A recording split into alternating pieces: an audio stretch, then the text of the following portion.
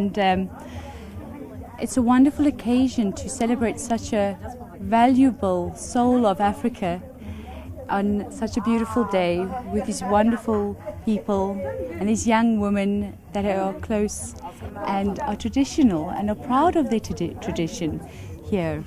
I'm glad that they are proud of their culture. It's normal, it's natural, it's unimposing, it's organic. What are the words that are not coming to my mind? But it's a proud tradition. It's ancient. It's old. I think the cloth is more unusual here. It's a beautiful. To work in any culture, you need to embrace the culture and how it presents itself. It's for us to honor and really appreciate it. And I also see how the different tribes come together. And I also see the beautiful harmony of sisters. And yes, I embrace it and I honor the way these young, amazing women are dressed. And I'm actually very proud of them. Because it takes courage to believe in to be in your spirit, to be able to carry forth of part of the culture. And I'm very honored to be in these young girls' presence, in the understanding of moving forward. And I hope a couple of years we'll find more sisters coming to join. My response to that question, it's interesting because you deal with many cultures all over the world. That in Africa, we have so many cultures, and I will say the same. Respect for your fellow sisters and bring forth, embrace those cultures, embrace the rhythm, feel that rhythm in your heart, feel it under your feet, feel our spiritual healers, the dancers, the youth that's walking and running in the front line. Join them. Many cultures are fear-driven, and once it's fear-driven, that's where it goes pear-shaped and it goes wrong. It's to open your heart to Africa if you're in Africa and embrace humanity and the earth. Perfect. I'll do that. In my opinion, it's difficult for me to express myself in a Western tongue. It'd be best for me to say it in Zulu, but then therefore they wouldn't understand because the message will not be interpreted correctly. So in my opinion, what I want to say is, once upon a time we were Africa. We did things in an African way. Then they came along, fine, we made peace with each other. I came after the peace because I was born in 94. After everything, they gave me the rights to choose, and the right of choice was to choose my culture. In between the year, at the age of 24, they want to take away the choice and the rights. So now what am I supposed to do after such a long journey of doing this whole maiden tasting? What am I supposed to do now? All of a sudden, am I supposed to go to varsity and look for condoms in the toilets? Because that's what's there in all our schools. So what am I supposed to do now? Who am I supposed to be? Because this is the only part that I think I have so far that makes me Africa. And then after that choice, should you not want to prevent, you can have an abortion. After so many things, our culture in between that is lost. So I was going to ask, if they trying to ban this virginity testing and this maiden, what is it they are really expecting of us, or what are they trying to promote? If they don't see the importance of it, what is it that they actually want us to do? It's your birthright. It's your birthright. And you are a pioneer of change. Change. You're going to be the examples of what it can be. In pride, in your own dignity, in your own courage. I think the problem began, as you had said, that people fear what they don't understand. Exactly. This is where the problem begins. It is what they should do is humble themselves, come to us and ask us, what is it that you are doing? trying to understand. What is the importance of what you are doing to you? For them to understand. Exactly. And it's for them to dictate whilst they're sitting in their lovely houses, to dictate for me not to be a maiden. Not knowing. In my opinion, for me, they haven't said anything. They can fly down and come and tell me personally and have a discussion with myself. Therefore, I will fight for my rights, for my culture, for my Africa. This is the And only the part question that is, of how is it threatening to them? After so many things that had happened during the war from Shaka and everything, this is the part that I have as a Zulu person. Exactly. If I am to lose this, who am I supposed to be? You don't have an idea. Who am I supposed to be? And who are they to dictate who am I supposed to be? My statement is, after everything and after all the stories I've heard about Shaka being the great and the brave warrior, after everything and not being able to learn about my history during my school years and not being able to actually understanding it clearly without the hearsays, this is the only part that I have left of me being in Africa. You cannot and will not take the right away for me to exercise my culture freely in Africa and for me to be an African woman. Oh. And I'm also a maiden of 27 years old. I've been in this journey for a while too. It's a choice. There's no one forcing you, because it's not only about the culture or about the testing. It is a sisterhood. It is a family. It's a place where you grow as a person in. It's just a place of love and support and comfort, where each and every girl who's going through something can come here and say their problem, get advice. It's a very loving place. So I don't understand why would you want to take that away from us as young women, because clearly this is not killing anyone. It's not stripping anyone of their choice, of their right to do whatever they want.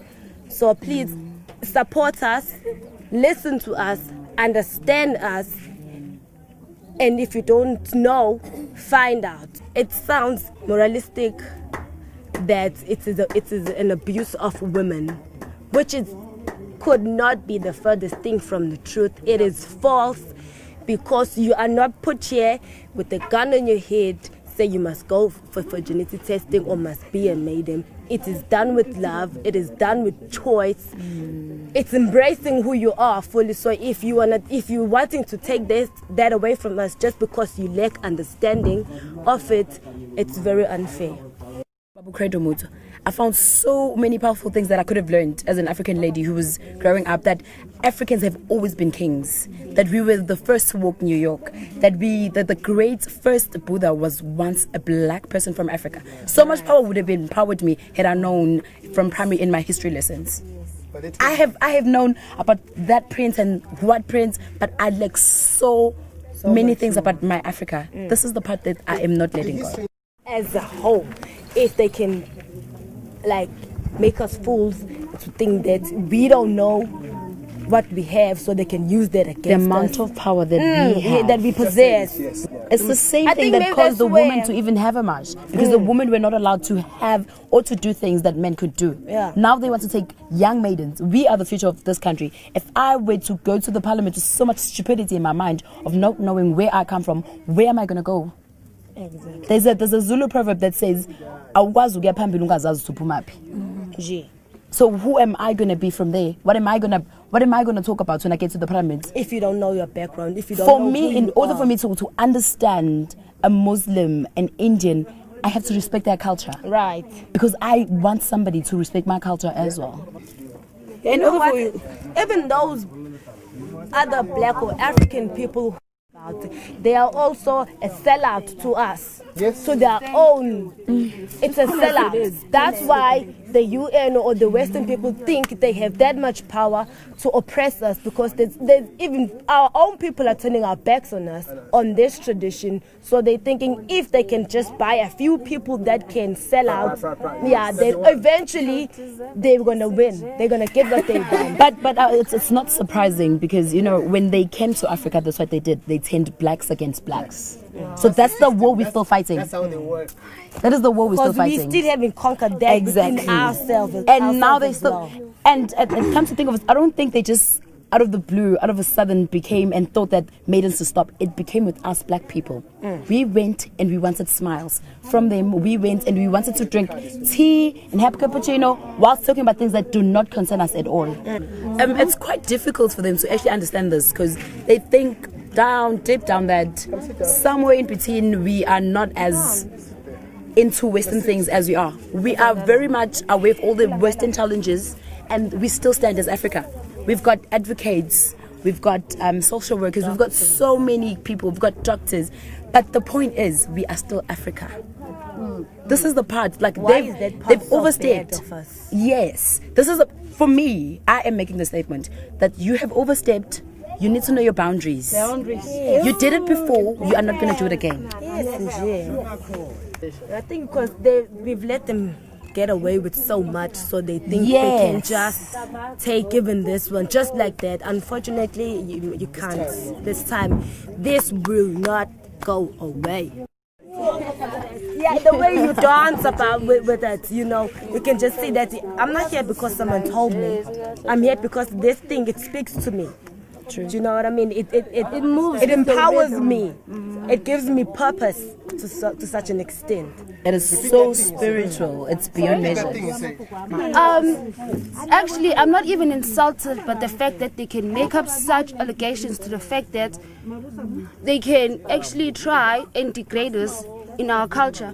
I'm actually quite happy that they actually said those things that they said, because for me, I can now show them how proud I am of my culture. You know, I am proud of being black, I am proud of being a woman, and it's not like we're not educated or nothing, we are educated, and we're not even fought. So for me, I'm quite happy you all are lacking so much knowledge to the fact that you can't see the brightness of tomorrow. I would say education is nothing to do with culture. I can be an educated black woman but still love my career as much as I love my culture, because that's what it's like what she said, that you can't have a significant, I won't say bright, but a significant future if you don't know where you come from, if you don't know who you are.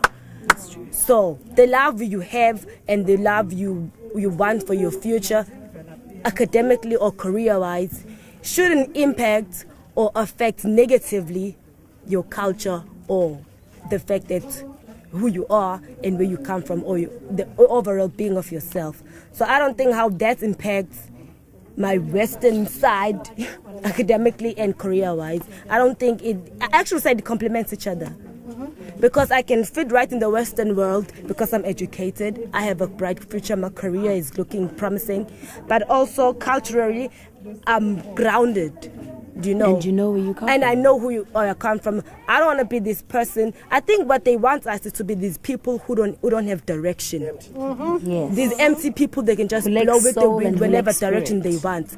So if they say this is going to happen, they want us to just follow that way. No questions asked. So they're wrong now.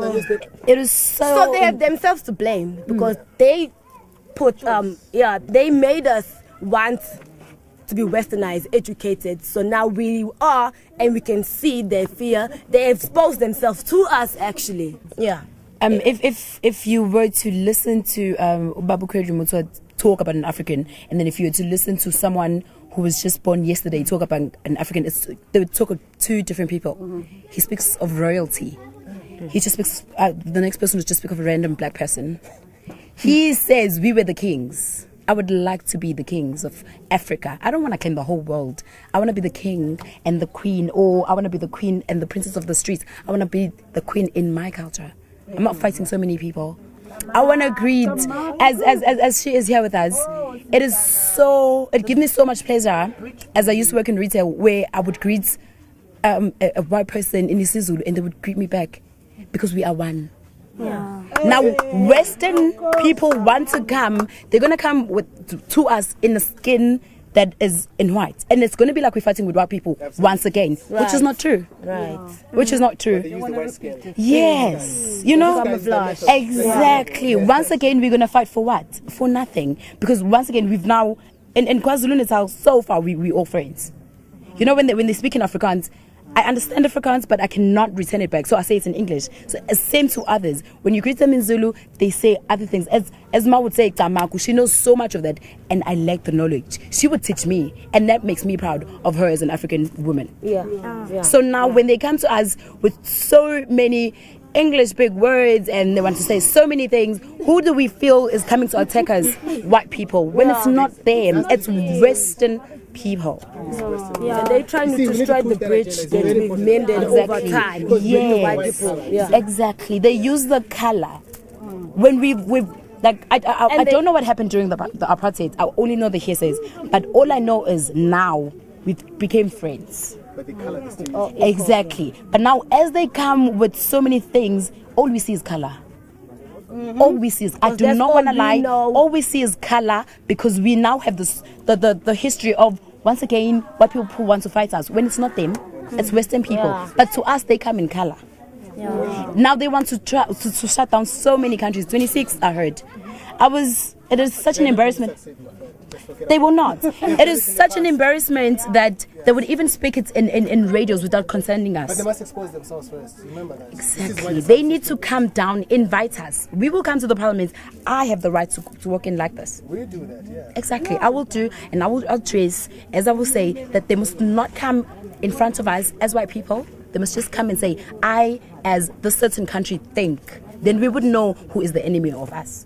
Because it's not white people. It's misinterpreted. It's misinterpreted. We always think it's white people because obviously they come in English or they come in another not African language, and because we have so much bad history. But it's no longer about that. It has gone way past that. It's now in the present and forward. They can actually help us. As Ukoko is here, Ukoko is, I think Ukoko is a Sangom. She might be with us in the strike because she's fighting for what she knows. I'm fighting for what I know. She has so much knowledge to teach me as an African woman. Yes, once again, our right to choose and our choice is taken for granted. As a traditional healer, I'm young, I'm a traditional healer. I love who I am, I'm proud of it. I will not change myself, my identity, my roots, just to please somebody else who don't have enough knowledge or to bring them down to ask, what is it? What are you doing? What does it mean? How does it make you feel as a young woman? It makes me feel proud. I know where I'm going with my life because I don't pretend to other people who I am. I know who I am. I present myself to them and say, this is me. Whether you like it or not, that's your business. I'll go around the world dressed like this because I'm not ashamed. I'm proud. No matter who they are coming to us, ask questions before you just jump into conclusions. Ask before you make up things and make assumptions and make us feel bad of who we are. This thing, we didn't start it right now. It started by our forefathers. Back then. And you called back then. It's not just when we're not harmed. We're protected by the women, by the mothers that go with us. The advisors. Zigcine njengentombi zihloniphe kuba umntombi bakho uziqhaze ngakho. So amantombazane asilandelayo, what I would like to say to Kuthene, don't be afraid. Don't let them pull you down.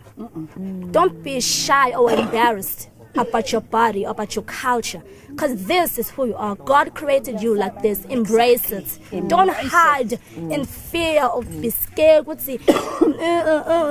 No. Let them just be stupid. It's their stupidity that make them think that they're clever, but they're not. So this is me, and I'm never going to change who I am. Never. Don't be afraid of it. Don't be afraid of showing your body. Because all of this is Africa. You maidens go forth as the bridge builders of bringing the memories back. And with that, through spirit, you know you're not allowed. And you know what's your course. And you run like light warriors.